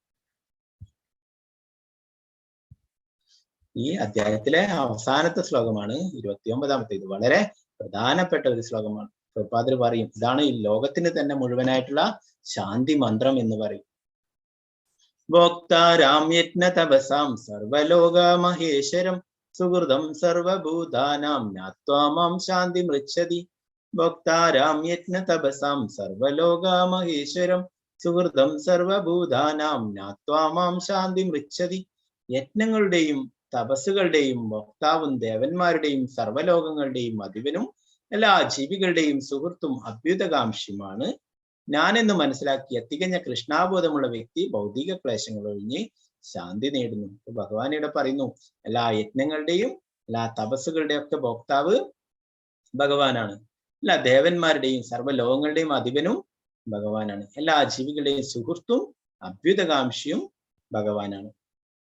അപ്പൊ ഇതൊക്കെ മനസ്സിലാക്കിയിട്ടുള്ള തികഞ്ഞ കൃഷ്ണാബോധമുള്ള വ്യക്തി ഭൗതിക ക്ലേശങ്ങളൊക്കെ ഒഴിഞ്ഞിട്ട് ശാന്തി നേടുന്നു എന്ന് പറയുന്നു. നമുക്ക് ശാന്തി നേടണമെങ്കിൽ നമ്മൾ ഇതൊക്കെ മനസ്സിലാക്കണം അല്ലെ. എല്ലാ യജ്ഞങ്ങളുടെയും തപസ്സുകളുടെയും ഒക്കെ ഭോക്താവ് ആരാണ്? ഭഗവാനാണ്. അഹം ആദിർഹി ദേവാന പറയുന്ന എല്ലാ ദേവന്മാരുടെയും നിയന്താവ് ഭഗവാനാണ് അല്ലെ. എല്ലാം നമ്മൾ ഇന്നലെ കണ്ടു അല്ലെ, ആ ഗോലോക ചാർട്ടില് ഗർഭോദക കാരണോദകശായി വിഷ്ണു, കാരണോദക സമുദ്രത്തില് വസിക്കുന്നു കാരണോദകശായി വിഷ്ണു. കാരണോദകശായി വിഷ്ണുവിന്റെ ഓരോ രോമകുപടത്തിന് അനേകം ബ്രഹ്മാണ്ടങ്ങൾ ഉണ്ടാവുന്നു അല്ലെ. അപ്പം കാരണോദകശായി വിഷ്ണു ആരാണ്? ഭഗവാന്റെ വെറും ഒരു വിസ്തരണം മാത്രമാണ് അല്ലെ, ഭഗവാന്റെ ഒരു അവതാരം മാത്രമാണ് അല്ലെ. അപ്പൊ എല്ലാം നിയന്ത്രിക്കുന്നത് ആരാണ്? ശ്രീകൃഷ്ണ ഭഗവാനാണ് അല്ലെ. അപ്പൊ എല്ലാ യജ്ഞങ്ങളും തപസ്സുകളും എല്ലാറ്റിന്റെയും പരമ ആസ്വാദകൻ അതാരാണ്? ഭഗവാനാണ്. അപ്പോ അത് നമ്മൾ മനസ്സിലാക്കിയിട്ട് പ്രവർത്തിക്കുകയാണ്. അതുകൊണ്ടാണ് നമ്മൾ പറയുന്നത് എല്ലാം നമ്മൾ ഭഗവാനെ സമർപ്പിക്കണം എന്ന് പറയുന്നത്. എല്ലാം നമ്മൾ എന്ത് തന്നെ ചെയ്യുന്നുണ്ടെങ്കിലും അതൊക്കെ ഭഗവാന് സമർപ്പിച്ചുകൊണ്ട് ചെയ്യാൻ വേണ്ടിയിട്ട് ഭഗവാൻ ഇനി 9ാമത്തെ അധ്യായത്തിലൊക്കെ പറയുന്നുണ്ട്. അപ്പൊ ഇത് മനസ്സിലാക്കി പ്രവർത്തിക്കുകയാണെങ്കിൽ ലോകത്തിൽ തന്നെ ശാന്തി ഉണ്ടാകും എന്ന് പറയുന്നു. ഓരോരോ കാര്യങ്ങൾ നമുക്ക് കാണാം. ഓരോരോ രാജ്യങ്ങളും അതൊക്കെ യുദ്ധങ്ങൾ ചെയ്യുന്നു അല്ലെ. അവരൊക്കെ എന്താണ്? അതൊക്കെ അവരുടേതാണെന്നുള്ള ധാരണയിലാണ് അവര് യുദ്ധങ്ങൾ ചെയ്യുന്നത് അല്ലെ. ഇതിന്റെയൊക്കെ അധിപനായിരുന്നു? ഭഗവാനാണ് അല്ലെ. ആ ഒരു സത്യം അവര് മനസ്സിലാക്കുകയാണെങ്കിൽ പ്രശ്നങ്ങൾ ഉണ്ടാവില്ല അല്ലെ. നമുക്ക് തന്നെ അറിയാം, ഇപ്പം വീടുകളിൽ തന്നെ നമ്മുടെ കുടുംബങ്ങളിൽ തന്നെ സ്വത്തിനൊക്കെ തർക്കങ്ങളൊക്കെ ഉണ്ടാവുന്ന അല്ലെ. അപ്പൊ ഇതൊക്കെ അതൊക്കെ നമ്മുടേതാണെന്നുള്ള വിചാരമുള്ളത് കൊണ്ടാണ് അല്ലെ. ഇപ്പൊ പ്രഭുപാദർ പറയുന്നു, നമുക്കൊരു സ്വത്തുണ്ട്, ഒരു സ്ഥലമുണ്ട്, ഒരു സ്വത്തുണ്ട്, അത് നമ്മൾ പറയുന്നു നമ്മളതാണെന്ന് പറയുന്നു. നമ്മളതാണെങ്കിൽ നമ്മള് ജനിക്കുന്നതിന്റെ മുന്നേ ഇതുണ്ട് അവിടെ, നമ്മൾ ജനിക്കുന്നതിന്റെ മുന്നേ അവിടെ ഉണ്ട്. അപ്പൊ അതെങ്ങനെ നമ്മളതാവുക അല്ലെ? നമ്മുടെ കയ്യിൽ ഇന്നുണ്ട്, നാളെ നമ്മള് ശരീരം ഉപേക്ഷിച്ച് പോയി കഴിഞ്ഞാലോ ആ സ്വത്ത് അവിടെ ഉണ്ട്. ഒന്നിക്ക് നമ്മുടെ മക്കൾക്ക് അല്ലെ വേറൊരാള് അവരുടെ കയ്യിൽ ഇതുണ്ട് അല്ലെ. നമ്മുടേതാണെങ്കിൽ എന്താണ്? അത് നമ്മള് വരുമ്പോ കൊണ്ടുവരണം, നമ്മൾ വരുമ്പോ പോകുമ്പോ കൊണ്ടുപോകണം അല്ലെ. അപ്പൊ ഇതൊന്നും നമ്മുടേതല്ല, നമ്മുടെ തൽക്കാലത്തേക്കൊരു വാടകക്കാരൻ മാത്രമാണ് അല്ലെ. അപ്പൊ ഇതൊക്കെ ആരതാണ്? ഭഗവാന്റേതാണ്. നമ്മളൊരു തൽക്കാലത്തേക്ക് നമ്മള് അതൊക്കെ ഭഗവാൻ എന്താണ്? നമ്മുടെ നേരത്തെ പറഞ്ഞല്ലേ സുഹൃത്തും അഭ്യുതകാംക്ഷിയുമാണ് ഭഗവാൻ. അപ്പോ ഒരു സുഹൃത്തുമാണ് നമ്മുടെ അഭ്യുതകാംക്ഷിയും, നമുക്ക് നല്ലത് മാത്രം വരാൻ ആഗ്രഹിക്കുന്ന ആളുമാണ് ഭഗവാൻ. അപ്പൊ അതുകൊണ്ട് നമുക്ക് ഈ ഭഗവാന്റെതെല്ലാം തൽക്കാലത്തേക്ക് നമുക്ക് ഉപയോഗിക്കാം, എന്നാൽ ഇതൊന്നും നമ്മുടേതല്ല അല്ലെ, എല്ലാം ഭഗവാന്റേതാണ്. അപ്പൊ അങ്ങനെ മനസ്സിലാക്കിയിട്ട് നമ്മൾ പ്രവർത്തിക്കുകയാണെങ്കിൽ ഇങ്ങനെയുള്ള ലോകത്തിന് തന്നെ ശാന്തി ഉണ്ടാവും എന്ന് പറയുന്നത് ഒരു ശാന്തി മന്ത്രമാണ് ഇതെന്ന് പ്രഭാതർ പറയുന്നു. കൃഷ്ണാബോധ പ്രവർത്തനം എന്ന് പറയുന്നത് ഭഗവാനാണ് പരമാധികാരി, എല്ലാറ്റിന്റെയും അധികാരി ഭഗവാൻ. പരമമായ ഭോക്താവ് ഭഗവാനാണ്, പരമമായ ഭോക്താവ്, എല്ലാറ്റിന്റെയും ആസ്വാദകൻ ഭഗവാനാണ്. ഭഗവാനാണ് നമ്മുടെ സുഹൃത്തും അഭ്യുതകാംക്ഷി. അപ്പൊ നമുക്ക് യഥാർത്ഥ സുഹൃത്താരാണ്? ഭഗവാനാണ്. അഭ്യുതകാംക്ഷി, നമുക്ക് നല്ലത് മാത്രം വരണമെന്ന് ആഗ്രഹിക്കുന്നത് ആരാണ്? ഭഗവാനാണ്. നമുക്ക് കുറെ സുഹൃത്തുക്കൾ ഉണ്ടാവും അല്ലെ. അപ്പൊ യഥാർത്ഥ സുഹൃത്ത് എന്ന് പറഞ്ഞു കഴിഞ്ഞാല് നമ്മളോട് ഒരിക്കലും അസൂയില്ലാത്തവരായിരിക്കണം. നമുക്ക് എന്തെങ്കിലും ചില കാര്യങ്ങളൊക്കെ ഉണ്ടെങ്കിൽ നമ്മളോട് അസൂയ ഉണ്ടാവും അല്ലെ, നമുക്കും മറ്റുള്ളവരോട് അസൂയ ഉണ്ടാവും. നമ്മളെക്കാളും നമ്മൾ പുതിയ മൊബൈൽ വാങ്ങിക്കുക, നമ്മളെ സുഹൃത്ത് പുതിയ മൊബൈൽ വാങ്ങിക്കുക, അല്ലെ നമ്മളെക്കാളും ഒരു കുറച്ചുകൂടി വില കൂടിയ കാറ് വാങ്ങിക്കുക. അപ്പോഴൊക്കെ നമുക്കും അവരോട് അസൂയ ഉണ്ടാവാൻ തുടങ്ങും അല്ലെ. അവർക്ക് അത് തിരിച്ച് നമ്മളാണെങ്കിലോ നമുക്കും അസൂയ ഉണ്ടാവും അല്ലെ. അപ്പൊ നമ്മളോട് അസൂയയും വെറുപ്പും ഒന്നുമില്ലാത്തത് ആർക്ക് മാത്രമാണ്? ഭഗവാനാണ്. അപ്പൊ അതുകൊണ്ട് പറയുന്നത് നമ്മുടെ യഥാർത്ഥ സുഹൃത്താരാണ്? ഭഗവാനാണ്. നമുക്ക് നല്ലത് മാത്രം വരാൻ ആഗ്രഹിക്കുന്നതും ഭഗവാനാണ്. അപ്പൊ ഇത് മനസ്സിലാക്കി നമ്മൾ പ്രവർത്തിക്കുകയാണെങ്കിൽ നമുക്ക് തീർച്ചയായിട്ടും ജീവിതത്തിൽ എല്ലാറ്റിനെയും നേരിടാനും ഒക്കെ കഴിയും. അപ്പോ അങ്ങനെ പ്രവർത്തിക്കുന്നവർക്കൊക്കെ ഒരു തിരിച്ച് നമുക്ക് ഭഗവദ്ധാമിലേക്ക് പോകാൻ പറ്റും. എല്ലാം ഭഗവാനെ സമർപ്പിച്ചല്ലേ, നമ്മളെ കർമ്മഫലങ്ങളൊന്നും ബാധിക്കില്ല, നേരത്തെ പറഞ്ഞല്ലേ. അപ്പോ എല്ലാറ്റിന്റെയും ഭോക്താവ് ഭഗവാനാണ് എന്ന് പറഞ്ഞല്ലേ. അപ്പൊ ഇതില് പലർക്കും സംശയമുണ്ടാവും. ബ്രഹ്മാവിനും സംശയമുണ്ടായിരുന്നു, ഈ ചെറിയ കുട്ടിയായിരിക്കുന്ന ഇദ്ദേഹമാണോ പരമ നിയന്താവ്, എല്ലാറ്റിന്റെയും നിയന്താവ്, എല്ലാറ്റിന്റെയും ഭോക്താവ്, എല്ലാറ്റിന്റെയും പരമ ആസ്വാദകൻ എന്ന് ബ്രഹ്മാവിനും സംശയമുണ്ടായിരുന്നു. നമുക്കിവിടെ കാണാം വൃന്ദാവനത്തിലെ ഇന്നലെ പറഞ്ഞല്ലേ 9 ലക്ഷം പശുക്കൾക്കുണ്ട് നന്ദമഹാരാജാവിന്. ആ 9 ലക്ഷം പശുക്കളൊക്കെ കൊണ്ടുപോയി അവരൊക്കെ പോവും. കൃഷ്ണന്റെയും ബലരാമന്റെയും കൂട്ടുകാരും ഉണ്ടാവും ഒന്നിച്ച്. അപ്പൊ അവരൊക്കെ ഓരോരോ വീടുകളിൽ നിന്ന് അവർ കൊണ്ടുവരുന്ന ആ പ്രസാദമൊക്കെ ഭഗവാനുമായിട്ട് പങ്കിട്ട് കഴിക്കും. അവരെ വീടുകളിൽ നിന്ന് കൊണ്ടുവന്നിട്ടുള്ളത് അവർ ഭഗവാന് വാരി കൊടുക്കും, വായിൽ വെച്ച് കൊടുക്കും. ഭഗവാനും അവർക്ക് അവരുടെ വായിലേക്ക് വെച്ച് കൊടുക്കും. അവരുടെ വായിൽ നിന്ന് ഭഗവാൻ എടുത്ത് കഴിക്കും. ഇതൊക്കെ കണ്ടിട്ട് ബ്രഹ്മാവ് എന്താണ് അമ്പരന്ന് പോയി. എന്താണ് ഇത്? ഈ ചെറിയ കുട്ടി ഇതാരാണ്? ഇദ്ദേഹത്തിന്റെ ചുറ്റിലും എല്ലാവരും ഇരുന്നിട്ട് എല്ലാം ഇദ്ദേഹത്തിന് സമർപ്പിക്കുന്നു. ഇദ്ദേഹം ആരാണ്? ഇദ്ദേഹമാണോ സാക്ഷാൽ ഭഗവാൻ എന്ന് ബ്രഹ്മാവിന് സംശയമുണ്ടായി. ബ്രഹ്മാവ് അത് പരീക്ഷിച്ചു നോക്കുകയുണ്ടായി. ആ ശ്രീമദ് ഭാഗവതത്തിലെ ബ്രഹ്മ വിമോഹന ലീല ആണ്. ആ ബ്രഹ്മാവ് പോലും മോഹിപ്പിക്കപ്പെട്ടു ഭഗവാന്റെ ഈ ലീലകൾ കണ്ടിട്ട്. ഇതിനെക്കുറിച്ച് ശ്രീമദ് ഭാഗവതം പറയുന്നു. അപ്പോ ബ്രഹ്മാവ് അങ്ങനെ എന്താണ് ചെയ്തിട്ടുള്ളത്? അവിടെ ചുറ്റിലും ഇവരൊക്കെ ഈ പ്രസാദം കഴിക്കുന്ന സമയത്ത് ഇവരുടെയൊക്കെ പശുക്കളൊക്കെ അവിടെ ചുറ്റിലും മേയാൻ വിട്ടിട്ടുണ്ടായിരുന്നു. പുല്ല് മേയാൻ വേണ്ടിയിട്ട് അവരൊക്കെ വിട്ടിട്ടുണ്ടായിരുന്നു ആ പശുക്കളൊക്കെ. ബ്രഹ്മാവ് അവിടെ വന്നിട്ട് ആ പശുക്കളൊക്കെ എത്ര പശുക്കളുണ്ട് അതിനെയൊക്കെ അപഹരിച്ചു കൊണ്ടുപോവുകയുണ്ടായി. അങ്ങനെ അവിടെ ഒരു ഗുഹയിൽ ഒളിപ്പിക്കുകയുണ്ടായി.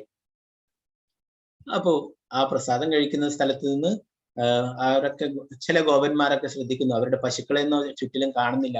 അങ്ങനെ അവര് പറഞ്ഞു ഞങ്ങള് പോയി നോക്കാമെന്ന് പറഞ്ഞു. ഭഗവാൻ പറഞ്ഞു നിങ്ങൾ ആരും പോകണ്ട, നിങ്ങളൊക്കെ പ്രസാദം കഴിക്കൂ, ഞാൻ പോയി നോക്കാം എന്ന് പറഞ്ഞിട്ട് ഭഗവാൻ ആ പ്രസാദം കഴിച്ചുകൊണ്ട് തന്നെ നടന്നു പോയിട്ട് അന്വേഷിക്കാൻ തുടങ്ങി. അപ്പോഴേ അവിടെ കാണാൻ സാധിച്ചു എന്താണ് ബ്രഹ്മാവിന്റെ എന്താണ് വാഹനത്തിന്റെ അതിന്റെ ആ തൂവൽ അവിടെ വീണ്. അപ്പൊ മനസ്സിലായി ഇത് ബ്രഹ്മാവ് തന്നെയാണ് ചെയ്തിട്ടുള്ളത്, ബ്രഹ്മാവിന്റെ ലീലയാണ് എന്ന് മനസ്സിലായി.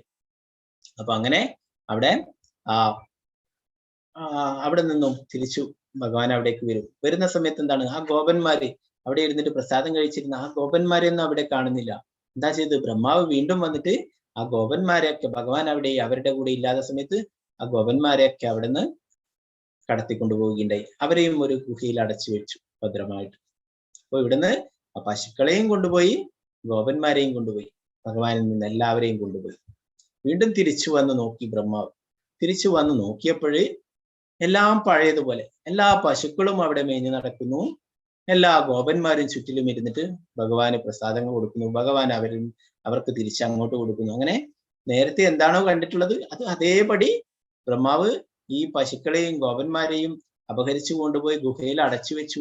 എന്നിട്ട് തിരിച്ചു വന്ന് നോക്കുമ്പോഴും എല്ലാം പഴയതുപോലെ തന്നെ കാണുന്നു. പശുക്കളും അവിടെയുണ്ട്, ഗോപന്മാരും അവിടെയുണ്ട്. ബ്രഹ്മാവിന് അത്ഭുതമായി. ഭഗവാൻ ആ ബ്രഹ്മാവിന് കാണിച്ചു കൊടുത്തു. ഓരോ പശുക്കളും ആയിട്ടും വിസ്തരിച്ചിട്ടുള്ളത് ഭഗവാൻ തന്നെയായിരുന്നു. 4 കൈകളോടുള്ള രൂപത്തിൽ ഒരു ദർശനം നൽകിയിട്ടുണ്ടായി. ആ പശുക്കളായി മാറിയിട്ടുള്ളതൊക്കെ ഭഗവാന്റെ തന്നെ വിസ്തരണങ്ങളായിരുന്നു. അതൊക്കെ ആ 4 കൈകളോടുള്ള രൂപത്തിൽ കാണിച്ചു കൊടുക്കുകയുണ്ടായി ബ്രഹ്മാവിന്. പിന്നീട് ആ ഗോപന്മാരെയൊക്കെ കാണിച്ചു കൊടുക്കുകയുണ്ടായി. ആ ഗോപന്മാരും ഭഗവാൻ തന്നെ സ്വയം വിസ്തരിച്ചതാണ്, ഭഗവാൻ തന്നെ സ്വയം അവതരിച്ചതാണ് ആ ഗോപന്മാരായിട്ട്. അപ്പൊ അങ്ങനെ എന്താണ് ഗോപന്മാരെയും പശുക്കളെയും കാണുന്നില്ലെങ്കിൽ അവരുടെ വീട്ടുകാരൊക്കെ പരാതിയുമായിട്ട് വരും അല്ലെ. ആരുടെ വരും? ഭഗവാന്റെ അടുത്ത് തന്നെ. ഭഗവാനാണ് ഇവരെയൊക്കെ നേതൃത്വം വഹിക്കുന്നത് അല്ലെ. അപ്പോ അതുകൊണ്ട് തന്നെ എന്താണ് ഭഗവാൻ സ്വയം വിസ്തരിച്ചിട്ട് അവരൊക്കെ ആയി മാറുകയുണ്ടായി. അപ്പോ ഈ ബ്രഹ്മാവ് ഈ കുട്ടികളെയും ഗോപന്മാരെയും പശുക്കളെയൊക്കെ അപഹരിച്ചിട്ട് തിരിച്ചു വരുമ്പോഴേക്ക് 1 വർഷം കഴിഞ്ഞിരുന്നു ഇവിടെ. ആ 1 വർഷത്തിനിടയിൽ എന്താണ് എല്ലാ ദിവസവും ഇവര് പോകും. ഭഗവാന്റെ വിസ്തരണമാണ് ഇവരൊക്കെ. അവരൊക്കെ ഭഗവാൻ തന്നെ അവതരിച്ചിട്ടുള്ളതാണ് പശുക്കളായിട്ടും ഗോപന്മാരും. അവരുടെ വീടുകളിൽ പോകുമ്പോൾ അവർക്കൊക്കെ എപ്പോഴും ഉള്ളതിലും കൂടുതൽ സ്നേഹമാണ് ആ അമ്മമാർക്കൊക്കെ ആ ഗോപന്മാരോടൊക്കെ. എന്താണ് അത് ഭഗവാൻ തന്നെയാണ്. പിന്നെന്താണ് ആ പശുക്കൾക്കൊക്കെ പശുക്കിടാങ്ങള് പശുവിന്റെ പാല് കുടിക്കാൻ വേണ്ടിയിട്ട് ചെറിയ പശുക്കുട്ടികളാണ് പാല് കുടിക്കുക അല്ലെ. വലിയ പശുക്കുട്ടികളൊക്കെ അതിന്റെ വലിയ മൂത്ത കുട്ടികളൊക്കെ വന്നിട്ട് ആ പശുവിന്റെ പാല് കുടിക്കുന്നു. അപ്പൊ ബലരാമന് മനസ്സിലായി ഇത് എന്താണ് സാധാരണ എന്താണ് പശുക്കളൊന്നും അല്ല എന്ന് മനസ്സിലായി. എന്താണ് ആ ബലരാമനോട് ഭഗവാൻ പറയുകയുണ്ടായി ഇത് സ്വയം ഞാൻ തന്നെ വിസ്തരിച്ചിട്ടായിട്ടുള്ളതാണെന്ന് പറയുകയുണ്ടായി. മറ്റുള്ളവർക്കൊന്നും മനസ്സിലായില്ല. അവരൊക്കെ സാധാരണ പോലെ തന്നെ അത് അവരുടെ പശുക്കളാണെന്ന് ചെന്നാൽ അവർക്കൊക്കെ എന്താണ് അങ്ങോട്ടും സ്നേഹം, ആ പശുക്കൾക്ക് അവരോടും ഭയങ്കര സ്നേഹം, ആ ഗോപന്മാർക്കും കൂടുതൽ പണ്ടത്തേനേക്കാളും കൂടുതൽ സ്നേഹം, ഗോപന്മാർക്ക് തിരിച്ചും അവരോട് സ്നേഹം. എന്താണത്? അത് ഭഗവാൻ തന്നെയായിരുന്നു. അപ്പൊ അങ്ങനെ 1 വർഷം കഴിഞ്ഞിരുന്നു ബ്രഹ്മാവ് തിരിച്ചു വന്ന് നോക്കുന്ന സമയത്തേക്ക്. അപ്പോഴും അതുപോലെ തന്നെ കാണാൻ സാധിച്ചു. അപ്പൊ അങ്ങനെ ബ്രഹ്മാവിന് മനസ്സിലായി ഞാൻ എന്താണ് പരീക്ഷിച്ചിട്ടുള്ളത് ഒരു സാധാരണ ഒരു ബാലനോടല്ല, സാക്ഷാൽ പരമദിവ്യോത്തമ പുരുഷനായ ഭഗവാൻ തന്നെയാണ്. ആരാണ് ഈ സൃഷ്ടികളൊക്കെ നടത്തുന്നത്? ബ്രഹ്മാവാണ് അല്ലെ. ബ്രഹ്മാവ് വിചാരിച്ചു ബ്രഹ്മാവാണ് ആദ്യത്തെ സൃഷ്ടി അല്ലെ. നമ്മൾ പഠിച്ചു ആ ഗർഭോദകശായി വിഷ്ണുവിന്റെ നാഭിയിൽ നിന്ന് താമരത്തണ്ട് അതിൽ 14ാമത്തിൽ ആയിട്ട് സത്യലോകം ബ്രഹ്മലോകം, അതിലാണ് ബ്രഹ്മാവ് ഇരിക്കുന്നത് അല്ലെ. ആ ബ്രഹ്മാവിൽ നിന്നാണ് പിന്നീട് സൃഷ്ടികളൊക്കെ ഉണ്ടായിട്ടുള്ളത്. എന്നാൽ ഭഗവാൻ എന്താ ചെയ്തത്? ഭഗവാൻ തന്നെ സ്വയം വിസ്തരിച്ചിട്ട് അനേകം ലക്ഷക്കണക്കിന് പശുക്കള്, അത്രയും ഗോപന്മാര് അല്ലെ, അതൊക്കെ ആവുകയുണ്ടായി. ബ്രഹ്മാവിന് മനസ്സിലായി ഇത് സാക്ഷാൽ ഭഗവാൻ തന്നെയാണ്. അങ്ങനെ ആ ഭഗവാന്റെ അടുത്ത് പോയിട്ട് മാപ്പ് പറയുകയുണ്ടായി. ഒരു കുട്ടി, ഒരു ചെറിയ കുട്ടി എന്തെങ്കിലും തെറ്റ് ചെയ്തു കഴിഞ്ഞാല് അമ്മ പൊറുക്കും അല്ലെ, അച്ഛനും അമ്മയും അവരുടെ മാതാപിതാക്കളൊക്കെ പൊറുക്കും അല്ലെ. അതുപോലെ ഞാൻ ചെയ്തിട്ടുള്ള തെറ്റുമൊക്കെ ഒരു ചെറിയ കുട്ടി ചെയ്തതായിട്ട് കരുതിയിട്ട് എന്നോട് മാപ്പാക്കണം, എന്നോട് പൊറുക്കണം എന്നൊക്കെ പറഞ്ഞിട്ട് ഭഗവാന്റെ അടുത്ത് പ്രാർത്ഥനകൾ അർപ്പിക്കുകയുണ്ടായി. ബ്രഹ്മാവിന്റെ സ്തുതി ശ്രീമദ് ഭാഗവതത്തിൽ പറയുന്നു. അപ്പൊ ബ്രഹ്മാവ് അങ്ങനെ ബ്രഹ്മാവിന് പോലും സംശയമുണ്ടായി. ഭഗവാൻ തന്നെയാണോ, ഈ ചെറിയ കുട്ടിയാണോ ഇതിന്റെ ഒക്കെ അധിപൻ, എല്ലാ ദേവദേവന്മാരുടെയും ഒക്കെ അധിപൻ അല്ലെ, സകല ലോകങ്ങളുടെ അധിപൻ, എല്ലാറ്റിന്റെയും ഭോക്താവ് ഭഗവാനാണെന്ന് ബ്രഹ്മാവിനും ഡൗട്ട് ഉണ്ടായി അല്ലെ. നമ്മൾ ഇന്നലെ ദേവേന്ദ്രന്റെ കാര്യം പറഞ്ഞല്ലേ, ദേവേന്ദ്രനും ഡൗട്ട് ചെയ്തു അല്ലെ, ഭഗവാനെ പരീക്ഷിക്കുകയുണ്ടായി. അപ്പോ ഇവിടെ ബ്രഹ്മാവും പരീക്ഷിച്ചു. എന്നാല് ബ്രഹ്മാവിനും മനസ്സിലായി. അവസാനം ബ്രഹ്മാവ് ഭഗവാനെ സറണ്ടർ ആവുകയുണ്ടായി. അവിടെ ബ്രഹ്മാവ് ഭഗവാന് പ്രാർത്ഥനകൾ അർപ്പിക്കുകയുണ്ടായി. ആ ലീലകളൊക്കെ നടന്ന സ്ഥലങ്ങൾ ഇപ്പോഴും വൃന്ദാവനത്തിലുണ്ട്. അപ്പോ ഈ കേരളത്തിലും ഇതുപോലെ തന്നെയുണ്ട്. ബ്രഹ്മാവിന്റെ അഹങ്കാരം തീർത്തു കൊടുത്തിട്ടുണ്ടായിരുന്നു ഒരിക്കൽ ഭഗവാൻ തന്നെ. തിരുവനന്തപുരത്ത് വർക്കല ജനാർദ്ദന സ്വാമി ക്ഷേത്രമുണ്ട്. ഒരിക്കല് ബ്രഹ്മാവ് അവിടെ ഒരു വലിയ യജ്ഞങ്ങളൊക്കെ നടത്തുകയുണ്ടായി. യജ്ഞങ്ങളൊക്കെ നടത്തി അതിന്റെ അവസാനത്തിൽ എല്ലാവർക്കും ദാനങ്ങൾ കൊടുക്കും അല്ലെ. അപ്പൊ അങ്ങനെ പ്രസാദമൊക്കെ കൊടുക്കും. അങ്ങനെയൊക്കെ ചെയ്യുന്ന അവസരത്തിൽ ഭഗവാനും അവിടെ ബ്രഹ്മാവിന് ചെറിയൊരു അഹങ്കാരം ഉണ്ടായി. എല്ലാം ഞാനാണ് നടത്തുന്നത്, എല്ലാം ശുഭകരമായി നടന്നു എന്നൊക്കെയുള്ള ഒരു അഹങ്കാരം ഉണ്ടായിരുന്നു. അപ്പൊ ആ യജ്ഞങ്ങൾക്ക് എല്ലാവർക്കും പ്രസാദമൊക്കെ കൊടുത്തു കഴിഞ്ഞപ്പോൾ അവിടെ ഒരു ചെറിയ ബ്രാഹ്മണ ബാലനായിട്ട് അവിടെ ഭഗവാൻ തന്നെ വരികയുണ്ടായി. ഭഗവാൻ പറഞ്ഞു അവിടെ കുറച്ച് പ്രസാദം മതി എന്ന് പറഞ്ഞിട്ട് എന്താണ് വേണ്ടതെന്ന് ചോദിച്ചപ്പോൾ കുറച്ച് പ്രസാദം മതി എന്ന് പറഞ്ഞിട്ട് അവിടെ ഇരിക്കുകയുണ്ടായി. അങ്ങനെ ബ്രഹ്മാവ് അവരൊക്കെ അവിടെ ഭഗവാന് പ്രസാദം കൊടുക്കാനായിട്ട് അല്ലെ. പ്രസാദം കഴിക്കുന്നതിന്റെ മുന്നേ നമ്മൾ തെളിക്കും അല്ലെ, തീർത്ഥജലം തെളിച്ചിട്ടാണ് ശുദ്ധിയാക്കുക അല്ലെ. അപ്പൊ ആ തീർത്ഥം ഭഗവാന് കയ്യില് തീർത്ഥം കൊടുത്തു. എന്നിട്ട് അവിടെ ഭഗവാൻ ആ തീർത്ഥം കയ്യിൽ ഇങ്ങനെ പിടിച്ചു. അപ്പൊ പ്രസാദവും വിളമ്പി കൊടുത്തു. പ്രസാദം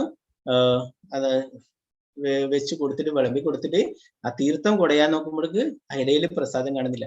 അങ്ങനെ അവിടെ ഉണ്ടാക്കിയതൊക്കെ അതില് വിളമ്പി, ഇലയിൽ വിളമ്പി, പിന്നെ വേറെയും കുറെ ഉണ്ടാക്കി അതൊക്കെ വിളമ്പി, എല്ലാം ചെയ്തിട്ടും ഇലയിൽ അപ്രത്യക്ഷമാകുന്നു. ഇലയിൽ ഇടുന്ന് അവിടെ കാണുന്നില്ല, ഇലയിൽ ഇടുന്ന അവിടെ കാണുന്നില്ല. അങ്ങനെ അവസാനം ബ്രഹ്മാവിന് തോന്നി ഇതൊരു സാധാരണ ബ്രാഹ്മണനല്ല, ഇത് സാക്ഷാൽ ഭഗവാൻ തന്നെയാണ്. അപ്പൊ അങ്ങനെ ഭഗവാന്റെ അടുത്ത് മാപ്പ് പറയും. അപ്പൊ ഭഗവാൻ പറയും, ഞാനാണ് ജനാർദ്ദനൻ, നീയല്ല, ഞാനാണ് ജനാർദ്ദനൻ, ഞാനാണ് എല്ലാറ്റിന്റെയും നേതാവ്, എല്ലാറ്റിന്റെയും ഭോക്താവ് എന്ന് ബ്രഹ്മാവിനോട് പറഞ്ഞു കൊടുക്കും.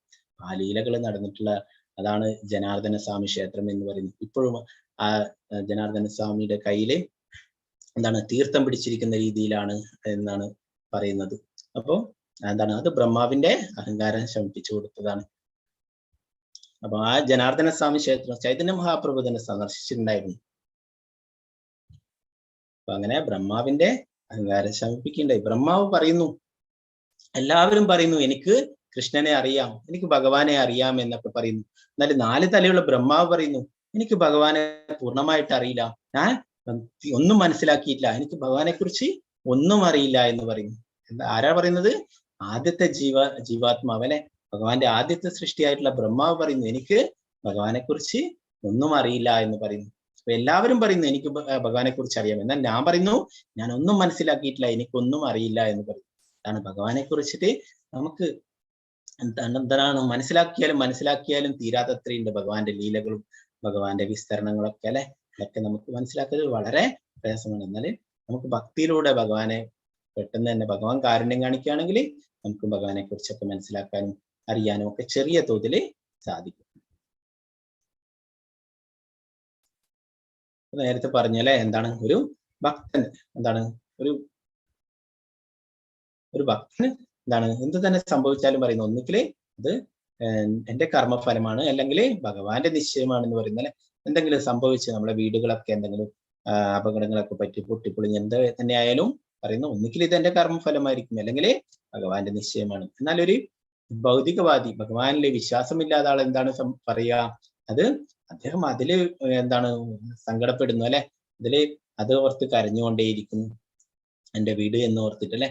നല്ലൊരു ഭക്തൻ അദ്ദേഹം വിചാരിക്കുന്നു ഇത് രണ്ട് കാരണം, ഒന്നിക്കലും ഭഗവാന്റെ നിശ്ചയമാണ്, എന്റെ കർമ്മഫലമാണ്. ഇത് രണ്ട് തന്നെ ആയാലും നമ്മള് അനുഭവിക്കുക തന്നെ വേണം.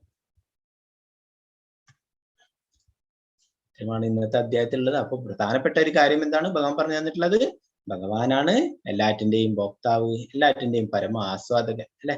നമ്മളെല്ലാം ഭഗവാന് സമർപ്പിച്ചു കൊണ്ട് ചെയ്യണം. പിന്നെ എന്താണ്, ഭഗവാൻ നമ്മുടെ യഥാർത്ഥ സുഹൃത്തും നമ്മുടെ അഭ്യുതകാംക്ഷിയും അല്ലെ. നമുക്ക് നല്ലത് മാത്രം വരണമെന്ന് ആഗ്രഹിക്കുന്നത് ഭഗവാനാണ്.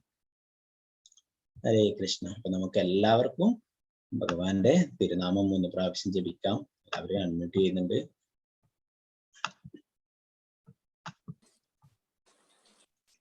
ഹരേ കൃഷ്ണ ഹരേ കൃഷ്ണ കൃഷ്ണ കൃഷ്ണ കൃഷ്ണ ഹരേ ഹരേ, ഹരേ രാമ രാമ രാമ ഹരേ ഹരേ, ഹരേ കൃഷ്ണ കൃഷ്ണ കൃഷ്ണ ഹരേ ഹരേ, ഹരേ രാമ രാമ ഹരേ കൃഷ്ണ കൃഷ്ണ കൃഷ്ണ ഹരേ ഹരേ, ഹരേ രാമ രാമ